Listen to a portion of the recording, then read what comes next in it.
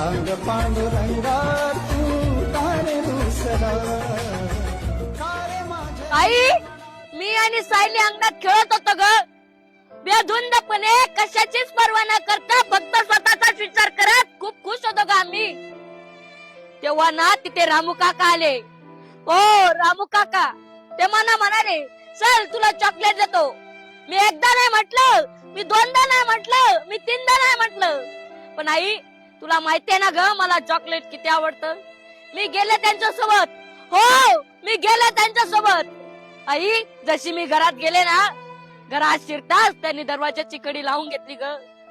मी chocolate खाण्यात इतका गुंग होते की ते माझ्या हातावर, माझ्या शरीरावर, माझ्या छातीवर हात फिरवत होते. हे मला खूप विचित्र वाटत होत आई. मी त्यांना म्हटले, काका मला सोडा, माझं चॉकलेट संपलंय, मी घरी जाते.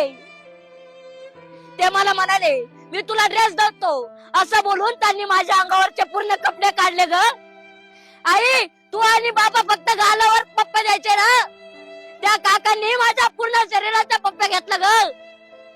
मला हे नव्हतं आवडत आई. मी ओरडत होते, काका मला सोडा, काका मला जाऊ द्या. पण आई, माझा आवाज ऐकण्यासाठी तिथं कोणीच नव्हतं ग. आता ना माझ्यात प्रतिकार करण्यास शक्ती सुद्धा नव्हती राहिली ग.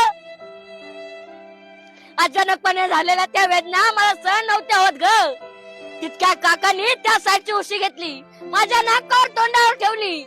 घरातल्या भिंती सुद्धा आता मला पंख्यासारख्या गोल गोल फिरताना दिसत होत्या. माझे डोळे फिरत होते आई. आणि तितक्यात आई, मी शेवटचा श्वास घेतला आणि माझ्या डोळ्यासमोर तुझा चेहरा आला ग. कारण तू सांगायचीस आई, तू सांगायचीस, रामू काका पासून लांब राहा, कुणाचं चॉकलेट नको खाऊस, कुणासोबत नको जाऊस. पण आई, नेहमी मीच का, नेहमी मीच का स्वतःला सांभाळावं, नेहमी मीच का स्वतःला आवरावं. मी वाट चुकू शकते ना कधीतरी, आणि तेव्हाच का मला कोणी येऊन जळवावं. आई, तू आता रडत असशील, आता तू माझ्या फोटोला हार घालत असशील, आता दिवे मेणबत्त्या घेऊन मोर्चा चालू असतील. पण मला ते नकोय, मला हे नकोय. मला तो नराधम, तो राक्षस माझ्यासारखा तरफून उभं राहायला हवाय.